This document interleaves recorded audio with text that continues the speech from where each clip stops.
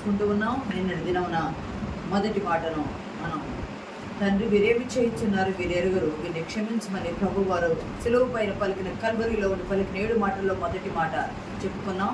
ఈరోజు కల్వరిలో ఉండి పలికిన మాటల 2వ మాటను మనం ధ్యానం చేద్దాం. లూకా సువార్త 23వ అధ్యాయము 43వ వచనము.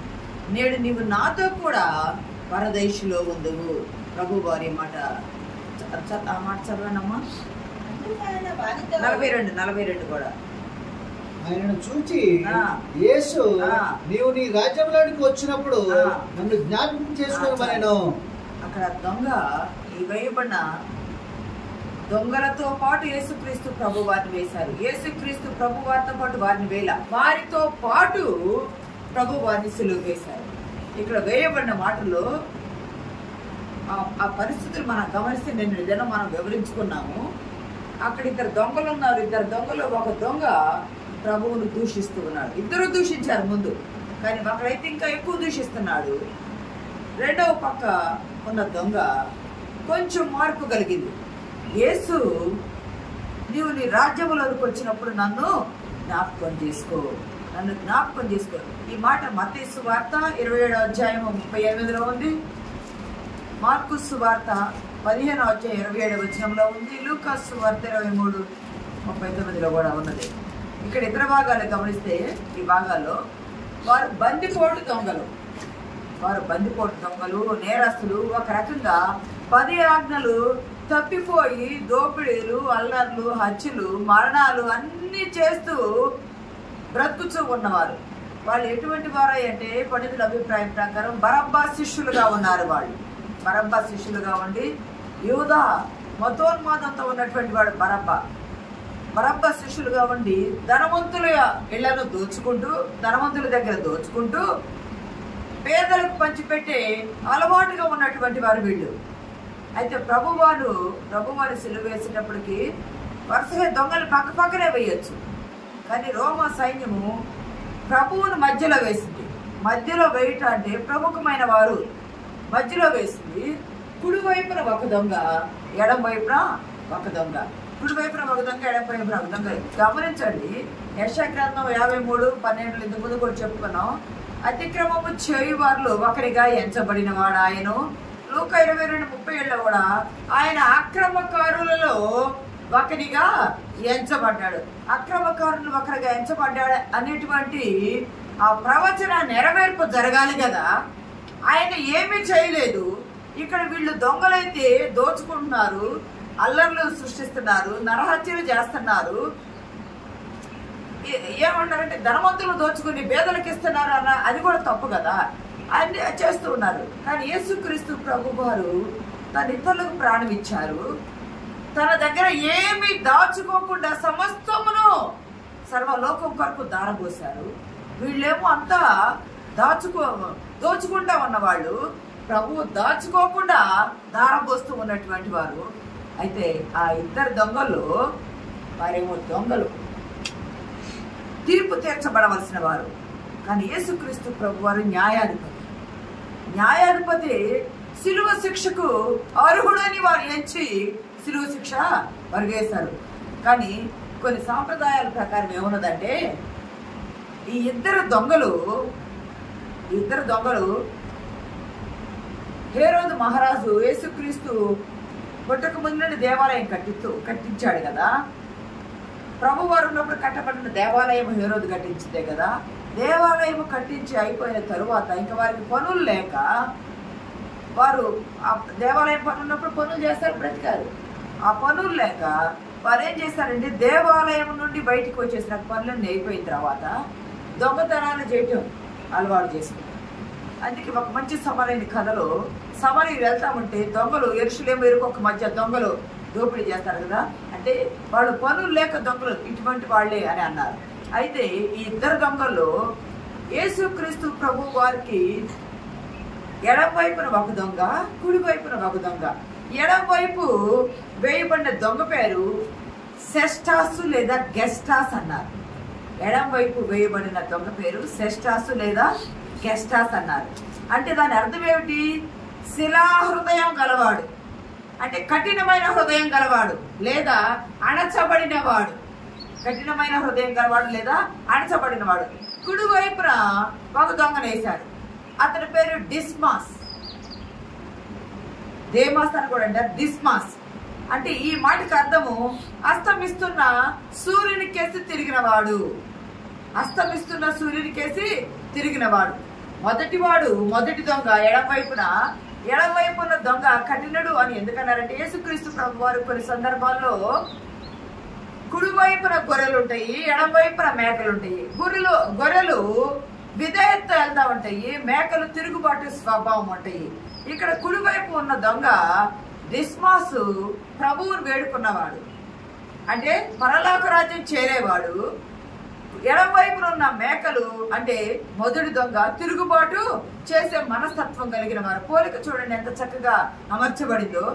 అయితే డిస్మాస్ అంటే అస్తమిస్తున్న సూర్యుని కేసి తిరిగిన వాడంటే యేసుక్రీస్తు ప్రభు వారు నీతి సూర్యుడు భూమి మీద అస్తమింపబోచు ఉన్నాడు. దేవుని నామానికి మహిమ కలుగును గాక. నీతి సూర్యుడు భూమి మీద అస్తమిస్తున్నాడు. అయిపోయింది. ఆయన ఈ లోకానికి ఎందుకు వచ్చాడో ఆ గడియ వచ్చింది. అప్పుడేమో ఆ సమయం రాలేదన్నాడు, ఇప్పుడేమో గడియ వచ్చింది, గడియ అయిపోవచ్చింది. ఆయన ఈ లోకంలో తాను వచ్చిన పని ముగించుకొని ఎక్కడి నుండి వచ్చాడో అక్కడికి వెళ్ళటానికి సమయము ఆసన్నమైంది. అస్తమిస్తున్న సూర్యుని కేసి తిరిగాడంట. నీతి సూర్యుడి వైపు ఆయన యేసు వైపు తిరిగాడంట. ఇంకా వీళ్ళకి 2-3 పేర్లు ఉన్నాయి, కానీ వీళ్ళు దొంగలుగా ముద్రించబడి దొంగలుగా పిలువబడ్డారట. సంగమాదేవుని బిడ్డలారా, ఇక్కడ గమనించినట్టయితే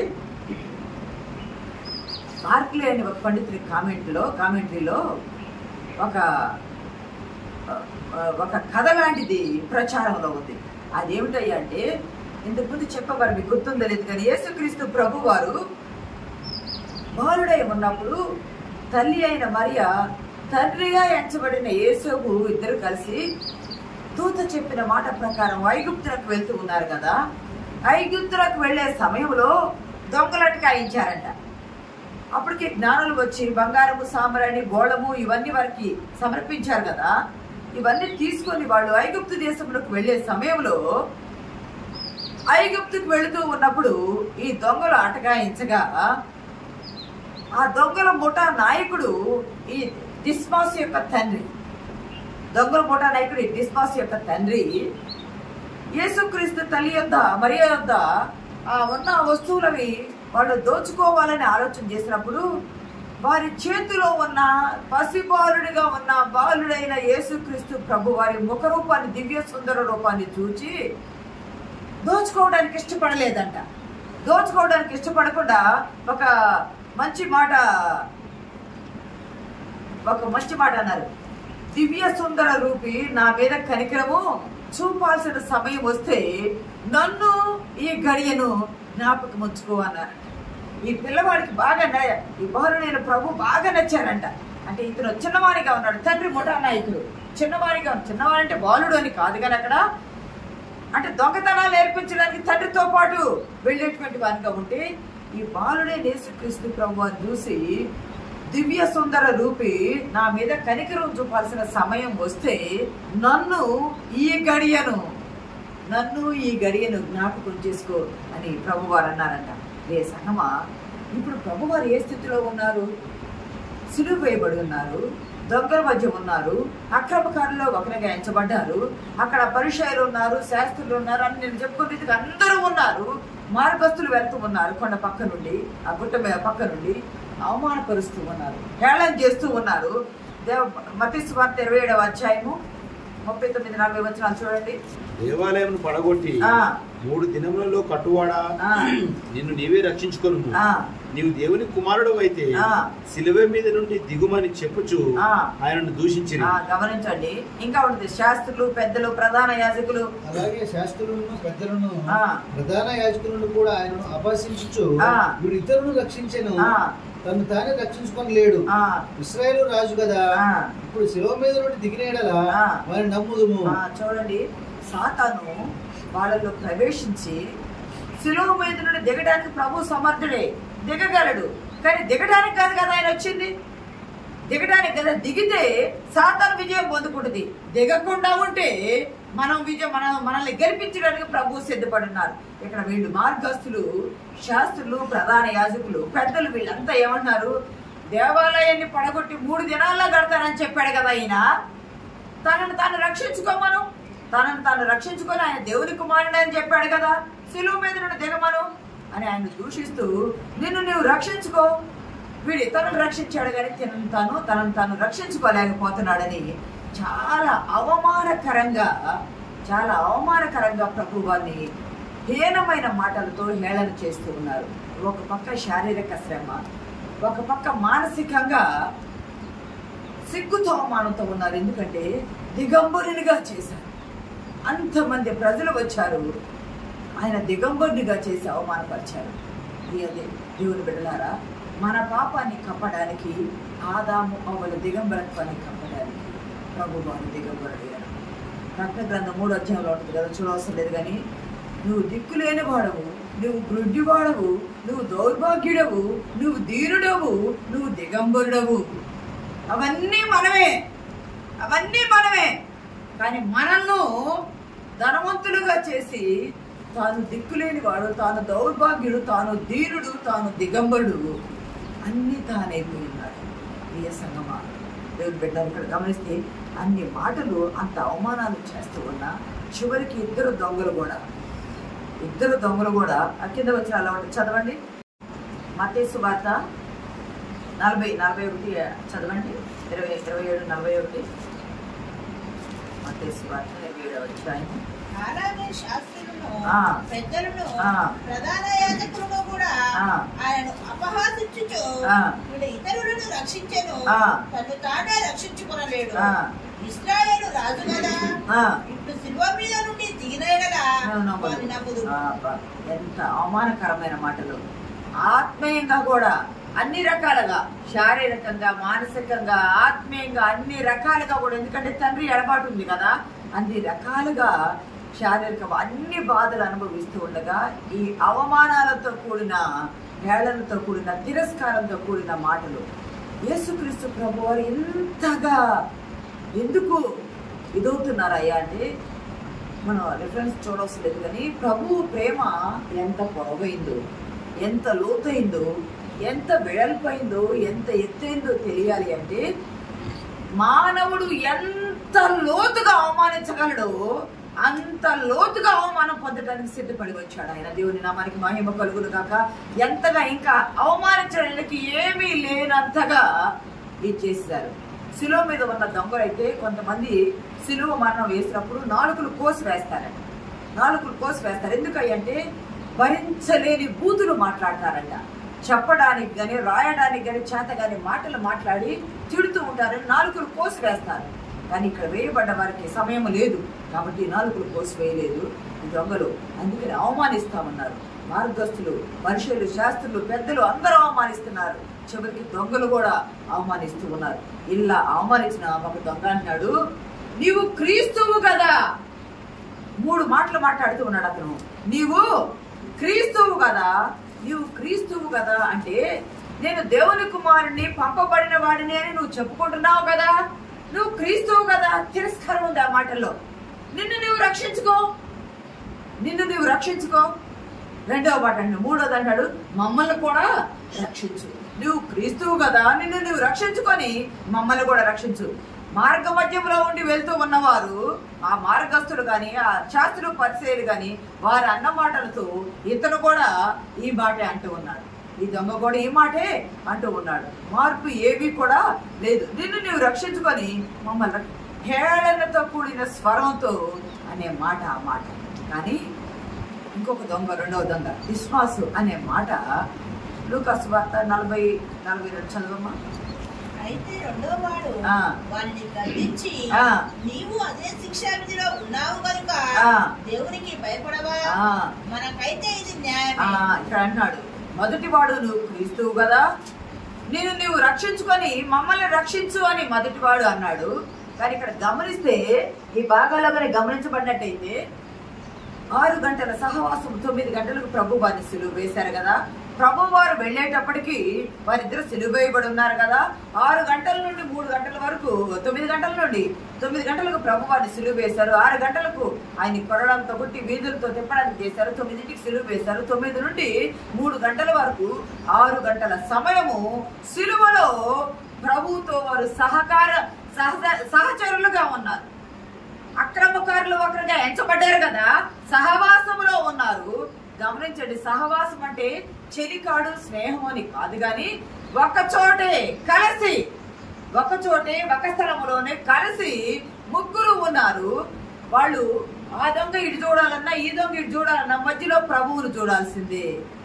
ఇద్దరు దొంగలు ఉన్నారు కదా, ఆ ఇద్దరు ఏదైనా మాట్లాడుకోవాలి, ఏదైనా చెప్పుకోవాలి అన్నా ఇద్దరు ప్రభు ముఖార విందాన్ని చూడాల్సిందే.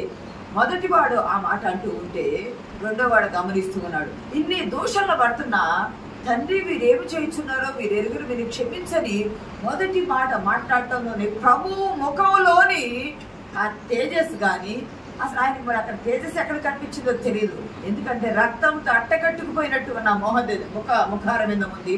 ఉమ్మి చారికలతో బుద్ధబడి ముఖం ఉబ్బిపోయినట్టు ఉన్నది. ఇన్ని స్థితులు ఉన్నా ఆయన మాటలోని భార్ధవం మాత్రము ఏ మాత్రము తగ్గలేదు. ప్రజలను క్షమించమని తండ్రిని వేడుకుంటూ ఉన్నాడు. ఆ మాటలోని ఆ ముఖ వచ్చేసి, ఆ మాటలోని మాట తీరు గాని, ఆ సున్నితత్వం గాని, ఆ ముఖ వచ్చేసి గాని ఈ రెండవ దొంగ కన్నులు తెలిపిస్తుంది. అదే మనము అదే శిక్షా విధిలో ఉన్నాం. అతను అంటాడు లూకాసు వార్తలో మొదటి మాటలో 7 మాటలు మాట్లాడతాడు. నీవు అదే శిక్షా విధిలో ఉన్నావు. చదవమ్మా మాట. వాడిని గద్దించాడు. మొదటివాడు అన్న మాటల్ని రెండో వాడు ఏం చేస్తున్నాడంటే గద్దిస్తున్నాడు. ఏమని? నీవు అదే శిక్షా విధిలో ఉన్నావు, నువ్వు అదే శిక్షా విధిలో ఉన్నావు, నువ్వు దేవునికి భయపడవా?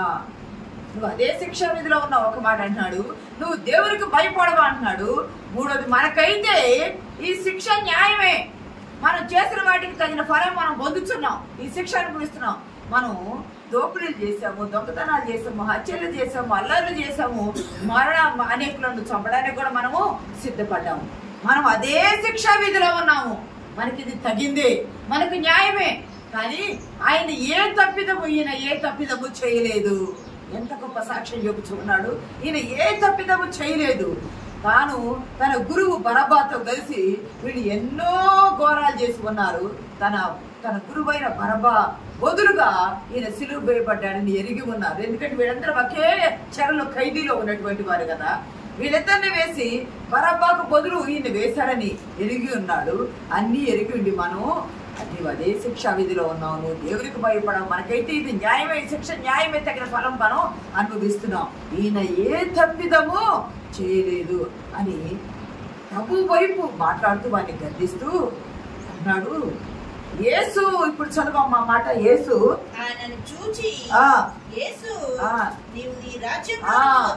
చూడండి, మొదటి దొంగ అయితే నీవు క్రీస్తువు కదా అంటే తిరస్కారం ఉంటుంది కదా. ఏనే పెద్ద లార్డ్ అన్నావు కదా, నువ్వు చేసుకోలేవా అని తిరస్కారం, అహంకారంతో అనే మాట ఉంటది. ఇక్కడ ఈ దొంగ అన్నాడు యేసు అంటున్నాడు. యేసు అంటే రక్షకుడా, యేసు అంటే రక్షకుడా అని పిలుస్తూ, అయ్యా ఆ పిలవటంలోనే అతని మాట తీరులోనే అతని హృదయంలో మార్పు వచ్చేస్తుంది. యేసు అని పిలిచి నీవు నీ రాజ్యములోనికి వచ్చినప్పుడు అని అంటాడు. చూడండి, ప్రభు వారు ఏ స్థితిలో ఉన్నారు? ఆయన వస్త్రహీనుడిగా ఉన్నాడు, దిక్కులేని వాడుగా ఉన్నాడు, దౌర్భాగ్యుడిగా ఉన్నాడు, దీనుడిగా ఉన్నాడు, కొట్టబడ్డాడు, తిట్టబడ్డాడు, హేళన చేయబడ్డాడు, అవమానపరచబడ్డాడు, సిలువ భారంలో 3 మేకుల మీద ఉన్నాడు. లూకాసు వార్తలో కానీ మత్తయి వార్తలో కూడా ఉంటది కదా. ఏమని ఉంటది? నక్కలకు పొరేలు ఉన్నాయి, ఆకాశ పక్షులకు నివాసాలు ఉన్నాయి, కానీ మనుష్య కుమారుడు తలవాల్చుకున్నట్టుకైనా నువ్వు స్థలము లేదు అన్నాడు కదా. భూమి మీద ఎక్కడ స్థలం లేదు, పరలోకంలో ఉన్న స్థలము విడిచికొచ్చాడు. భూమి ఆకాశానికి మధ్య సిలువలో తలవాల్చిన ప్రభువును చూస్తూ, సిలువలో తలవాల్చిన యేసును చూస్తూ, యేసు నీవు నీ రాజ్యంలోనికి వచ్చినప్పుడు నన్ను జ్ఞాపకం చేసుకో. అబ్బా, ఎంత కాలిన గాయం. ఎప్పుడు చెప్తాను నేను ఈ మాట. కాలిన గాయము, వాళ్ళంతా కాలిన గాయము అయిన వారికి చల్లని లేపనం రాస్తే ఎంత నెమ్మది ఉంటుందో, సమాధానం ఉంటుందో. గాయపడిపోయిన దేహముతో ఉన్న ప్రభువునకు, అవమానపరచబడిన మనసుతో ఉన్న ప్రభువునకు, ఆధ్యాత్మికలేమి అంటే తండ్రి తోడు లేకుండా ఉన్న ప్రభువునకు యేసు రక్షకుడా అని పిలవటము, నువ్వు రాజువి, నీకు ఒక రాజ్యం ఉన్నదని జ్ఞాపకం చేయటము ఎంత గొప్ప విశ్వాసము. నేను రాజుని, నాకు ఒక రాజ్యం ఉన్నది, నేను వస్తాను అని ఇతను గుర్తెరిగాడని ప్రభు వారు ఎంచగలరు. ఎంత విశ్వాసంగా పిలిచాడు. యెషయా గ్రంథం 55వ అధ్యాయము 6వ వచనంలో ఒక మాట చూడండి. యెషయా గ్రంథం 55వ అధ్యాయం. యెహోవా మీకు దొరుకు కాలమునందు ఆయనను వెదకుడి, ఆయన సమీపంలో ఉండగా ఆయనను వేడుకొనుడి. యెహోవా మీకు దొరుకు కాలమందు ఆయనను వేడుకొనుడి, ఆయన సమీపంగా ఉండగా ఆయనను, యెహోవా మీకు దొరుకు కాలమందు ఆయన వెదుకుడి, ఆయన మీకు సమీపంగా ఉండగా ఆయనను వేడుకొనుడి. వెతికాడు, యేసు అని వెతికాడు, యేసు అని వెతికాడు, ఆయన సమీపంగా ఉండగా వేడుకున్నాడు. సమయం పోతే రాదు, సమయం పోతే రాదని వేడుకున్నాడు. అందుకే మత్తయి యోహాను సువార్తలో 6:37 అంటాడు కదా, నా యొద్దకు వచ్చువానిని నేను ఎంత మాత్రమును త్రోసివేయను, నా యొద్దకు వచ్చువాని నేను ఎంత మాత్రము తోసివేయను. తాను మరణ పొంచున ఉన్నాడు, ప్రభువే మరణ పొంచున ఉన్నాడు, తాను వచ్చిన పని ముగించుకొని వెళ్తున్నాడు. మరణ పొంచున ఉన్న ప్రభువు, మరణ పొంచున ఉన్న దొంగ ప్రభువును వేడుకోగా, ఇప్పుడే కొరింథీ పత్రికలు అంటారు కదా, 2వ కొరింథీ 6వ అధ్యాయము 2వ వచనంలో, ఇదిగో ఇప్పుడే అనుకూల సమయము, ఇదే రక్షణ దినము. ప్రియ సంగమా, దేవుని బిడ్డలారా, ఇదిగో చదవడం ఆ మాట. అనుకూల సమయమందు నీ మొరణ ఆలకించి రక్షణ దినమందు నిన్ను ఆదుకొంటి అని ఆయన చెప్పుచున్నాడు కదా. ఇదిగో ఇప్పుడే మిక్కిలి అనుకూలమైన సమయము, ఇదిగో ఇదే రక్షణ దినము. ఇదిగో ఇదిగో ఇప్పుడే అనుకూల సమయము, ఇదిగో ఇదే రక్షణ దినము. ఆయన చెప్పుచున్నాడు కదా, అనుకూల సమయం వచ్చేసింది, ప్రభువు వెళ్ళిపోయే సమయం వచ్చేసింది, దొంగ వేడుకునే సమయం వచ్చేసింది. దగ్గర ఉండగా వేడుకున్నాడు, ఆయన విశ్వాసంతో వేడుకున్నాడు. ప్రభు అంటాడు కదా, నా ఎద్దు వచ్చి వారు త్రోసిపోయిన అన్నాడు కదా, వేడుకోగా తలవాల్చుకొనుటకు స్థలము లేని ప్రభువును యేసు నీ రాజ్యంలోనికి వచ్చినప్పుడు నన్ను జ్ఞాపకం చేసుకున్నప్పుడు తన రాజ్యములో ఆయన జ్ఞాపకం చేసుకోవడానికి యేసు ఇష్టపడ్డాడు. నీకు ఇష్టమైతే అంటాడు కదా ఒక రోగి, నీకు ఇష్టమైతే నన్ను శుద్ధిని చేయండి కదా, నీకు ఇష్టమైతే నీ రాజ్యంలోకి వచ్చినప్పుడు నన్ను జ్ఞాపకం చేసుకొని వేడుకోన రీతిగా ఈ దొంగ ఉన్నది. రే సంగమా, రోమా 10:10 అంటాడు, హృదయమందు విశ్వాసం ఉంచాలా ప్రభువుని, హృదయమందు విశ్వాసం ఉంచాలా ప్రభువుని నోటితో ఒప్పుకోవాలి. చదవండి ఆ మాట. నీతి కలుగునట్లు మనుషుడు హృదయంలో విశ్వసించు, నీతి కలుగునట్లు మనుషుడు హృదయంతో విశ్వసించాలి, రక్షణ కలుగునట్లు నోటితో. ఈ దొంగ అబ్రహాము దేవుడిని నమ్మినది నీతికి ఎంచబడ్డాడు కదా, హృదయంలో విశ్వసించాడు, నోటితో రక్షణ పొందినట్లు ఒప్పుకున్నాడు. యేసు నీ రాజ్యంలో జ్ఞాపకం చేసుకో అనగానే ప్రభు వెంటనే రోమ ఇదే కింద అధ్యాయం 10వ అధ్యాయం 13వ వచనంలో మాట్లాడి చూడండి. ఎందుకనగా ప్రభు నామమును బట్టి ప్రార్థన చేయవాడెవడో వాడు రక్షింపబడును, ప్రభువు నామమును బట్టి ప్రార్థన చేయవాడెవడో రక్షింపబడును. అనుకూల సమయమందు మొరపెట్టాడు, ప్రభువు దగ్గరగా ఉండగా మొరపెట్టాడు, విశ్వాసంతో హృదయంలో ఎంచాడు, నోటితో ఒప్పుకున్నాడు. ఎవడో ప్రార్థన చేస్తాడో ప్రభువు నామమున వాడు రక్షించబడ్డాని వాగ్దానం నెరవేరాలి కదా, ప్రవచనం నెరవేరాలి కదా. యేసు నీ రాజ్యంలోనికి వచ్చినప్పుడు నన్ను జ్ఞాపకం చేసుకొని పాపి మనవి చేసిన మనవి ప్రభు వారు విన్నాడు. పాపలను రక్షించడానికి ఈయన వచ్చాడు కదా, నశించిన వారిని వెతికి రక్షించడానికి ఈయన వచ్చారు కదా.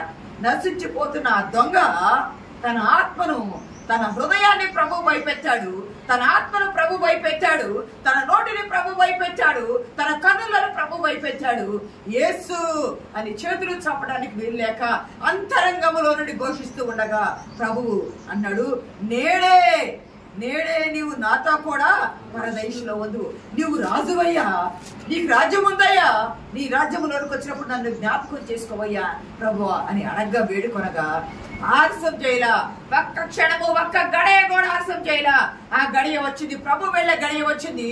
వెంటనే ఆ గడియలోనే అంటాడు ప్రభు వారు, నేడే నేడే ఇదే అనుకూల సమయము, ఇదే రక్షణ దినము, నీవు నాతో కూడా పరదేశంలో ఉండువు. నేడే అంటున్నాడు, నీవు అంటున్నాడు, నాతో కూడా అంటున్నాడు, పరదేశంలో ఉండు అంటున్నాడు.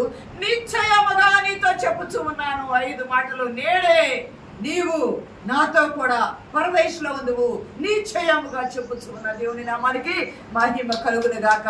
ప్రియ సంగమా దేవుని బిడ్డలారా, యోహాను సువార్త 14:2-3 వచనాల్లో ఉంటుంది కదా, నా తండ్రి ఇంట అనేక నివాసాలు కలవు, నేను నా తండ్రి ఇంట మీకు నివాసాలు సిద్ధపాటు చేస్తూ ఉన్నా, నేను వచ్చి మిమ్మల్ని తీసుకుని వెళ్తా.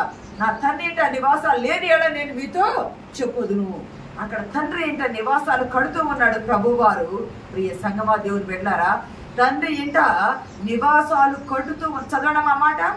నా తండ్రి ఇంట అనేక నివాసములు కలవు, లేని మీతో చెప్పుదును. మీకు స్థలం సిద్ధపరచ వెళుచున్నాను. నేను వెళ్ళి మీకు స్థలం సిద్ధపరిచిన ఎడల నేనుండు స్థలములో మీరును ఉండులాగున మరలా వచ్చి నాతో నుండుటకు మిమ్మల్ని తీసుకుని పోవుదును. ప్రభువారు అంటారు, నిశ్చయముగా నువ్వు నాతో ఉండు అంటారు కదా.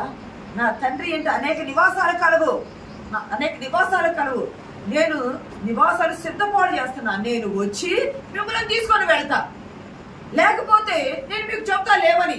కానీ యేసుక్రీస్తు ప్రభువారు మొదటి రాకల్లో వచ్చారు కదా, ఆయన చనిపోయారు కదా, తండ్రి ఎదుగు మళ్ళీ వెళ్ళాలి కదా. వెళ్ళేటప్పుడు నేను మనం ధ్యానం చేసుకున్న మొదటి మాటలో తండ్రి మీరు ఏం చేస్తున్నారు, వీరెరుగురు మీరు క్షమించమని ప్రభువారు చెప్పారు కదా. మరి క్షమాపణ ప్రజలకు దొరికింది కదా. క్షమాపణ దొరికింది అంటానికి రుజువు ఈ దొంగ మార్పు. యేసుక్రీస్తు ప్రభువారు చనిపోయి సమాధి చేయబడి తిరిగి లేచి మృతుల్లో తిరిగి లేచిన వాళ్ళ ప్రథమ ఫలముగా ఉన్నారు కదా ప్రభువారు. ఇక్కడ ప్రభువారి క్షమాపణకు ఆయన భూమి మీద ఉన్నప్పుడు అనేకులు క్షమించారని చెప్పుకున్నాం కదా. ఇప్పుడు క్షమించడానికి అధికారం లేదు కదా, పాపంలో చేయబడ్డారు, పాపం ప్రోక్షకరించబడి లేదు, అధికారం లేదు కదా. తండ్రి క్షమించమన్నారు కదా, తండ్రి క్షమించారు కదా. క్షమించినప్పుడు ఈ ప్రథమ ఫలము యేసుక్రీస్తు ప్రభు వారి శిలువ వాంగ్మూలంలో, మరణ వాంగ్మూలంలో, కల్వరీలో మొదటి ప్రథమ ఫలము, మొదటి దొంగ. దేవుని నామానికి మహిమ కలుగును గాక. ఈ రక్షణ చాలా మంది అనుకోవచ్చు, ఈయన మరి బాప్తిసం తీసుకోలేదు కదా అంటే, బండలు బద్దలు ఆయన అక్కడ బండలు బద్దలై సమాధులు తెరవబడ్డప్పుడు తుఫాను రాకుండా ఉంటుందా, వర్షం రాకుండా ఉంటుందా? అదే నీటి బాప్తిసం, అదే నీటి బాప్తిసం. ప్రియ సంగమా దేవుని బిడ్డలారా, ప్రభు మాటే బాప్తిసం, ఆత్మతో బాప్తిసం అన్నారు కదా. ఇక్కడ ఇవ్వబడింది. ఆ దొంగ ఎంత ధన్యుడు. ఆ దొంగలాగే శిలువ మీద ఉన్నప్పుడు నేను వేడుకుంటానంటే కాదు, దొంగకు అవకాశం లేదు దిగి రావడానికి, అయినా అవకాశం పోగొట్టుకోకుండా సమీపంగా ఉండగానే వేడుకున్నారు. ప్రియ సంగమా దేవుని బిడ్డారా, మత్తయి సువార్త 24వ అధ్యాయం చూడవసరం లేదులే కానీ అక్కడ ఒక మాట ఉంటుంది. తండ్రి ప్రభు వారు చెప్తూ ఉంటారు, ఇద్దరు పొలంలో ఉంటారు, ఒకరు ఎత్తబడతారు, ఒకరు విడబడతారు. ఇద్దరు తిరగలు విసురుతూ ఉంటారు, ఒకరు ఎత్తబడతారు, ఒకరు విడవబడతారు. ఇద్దరు మంచంలో ఉంటారు, ఒకరు ఎత్తబడతారు, ఒకరు విడవబడతారు. ఇద్దరు దొంగలు ప్రభువుతో పాటు ఇద్దరు దొంగలతో పాటు ప్రభువును వేశారు. ప్రభువుతో పాటు వారిద్దరు దొంగలు ఉన్నారు, ఒకరు ఎత్తబడుతున్నారు, ఒకరు విడవబడుతున్నారు. నీ విశ్వాసపు మాటే, నీ రక్షణ మాటే, నీ రక్షణ బట్టి నీ హృదయపు లోతుల్లో నుండి నువ్వు దేవుణ్ణి అంగీకరించాలా. నువ్వు ఎప్పుడైతే అంగీకరిస్తావో, ఎప్పుడైతే విశ్వసిస్తావో, హృదయంలో 10 చెప్పి ప్రభువు నామమున ప్రార్థన చేయవాడు వాడు రక్షించబడు. ఎప్పుడైతే నువ్వు అంగీకరించి విశ్వసించి హృదయంలో అంగీకరించి నోటితో ఒప్పుకుంటావో నువ్వు రక్షించబడ్డావు. ఈ దొంగ రక్షించబడ్డాడు. నేడే నీవు నాతో కూడా పరదేశంలో ఉండుకున్నాడు. నిశ్చయముగా చెప్పుచూ ఉన్నాను, వారి పరదేశుకి ప్రథమ ఫలముగా ప్రభువు భూమి మీద నుండి తనతో పాటు దేవుడుగానే హనోకు నడిపించుకుంటూ తీసుకెళ్ళిగా ప్రథమ ఫలముగా పరలోకమునకు పరదేశునకు తీసుకుని వెళ్ళాడు. ఈ పరదేశు అంటే ఒక ప్యారడైజ్, పారసిక పదము, అది ఒక తోట. 3 చోట్ల బైబిల్ ఈ పరదేశ్ అనే మాట ఇవ్వబడింది. కానీ ఏదేదో తోటను కూడా ప్యారడైజ్ అని అన్నారు. ప్రియ సంగమా అంటే విశ్రాంతి స్థలము, అది విశ్రాంతి స్థలము. ఈ మాటకి ఇవ్వబడ్డ అర్థం ఏమిటంటే విశ్రాంతి, నిత్య విశ్రాంతి తీసుకునే స్థలం. మృతులు వెళ్ళి దేవుని యందు భయభక్తులు కలిగి దేవుని బిడ్డలుగా ఉండి, మామూలు వాళ్ళైతే లోకంలో నరకానికి వెళ్తారు. కానీ దేవుని బిడ్డలుగా ఉండి దేవుని బిడ్డలుగా అంగీకరించబడ్డవారు చనిపోతే వెళ్ళి విశ్రాంతి తీసుకుని నిత్య విశ్రాంతి తీసుకునే స్థలమే పరదేశం. నేడు నువ్వు నాతో కూడా పరదేశంలో ఉంది. ప్రభు వారు వెళుతూ వెళుతూ తనతో పాటు తన తండ్రి ఇంట నివాసాలు ఏర్పాటు చేసిన పరదేశునకు తీసుకొని నీవు హృదయంలో విశ్వసించు. సహోదరి సహోదరు, హృదయంలో విశ్వసించు, నోటితో గొప్ప పరలోకం ఇచ్చే ప్రభువే ఉన్నాడు. మన కొరకు దీనుడయ్యాడు, దరిద్రుడయ్యాడు, దౌర్భాగ్యుడయ్యాడు, ఆయన దిగంబరుడయ్యాడు. సమస్తము మనకిచ్చి తాను ధనవంతుడైంది మనల్ని మన దారిద్ర్యం కాదు తీసుకొని తన ఐశ్వర్యం మనకిచ్చి మనల్ని ఐశ్వర్యవంతులుగా చేసి పరలోకం మనకిచ్చి తను శ్రమపడి పరలోకం చేరటానికి సిద్ధపడి వెళ్ళాడు. కాబట్టి నీకు దొంగకిచ్చిన రక్షణ నీకు నాకు ఇచ్చాడు. ఇచ్చిన రక్షణ వ్యక్తం చేసుకోక నిర్లక్ష్యం చేయక పరదేశం చేరే వరకు పరిశుద్ధాత్మ దేవుడు మనకు తోడైనడుగాక.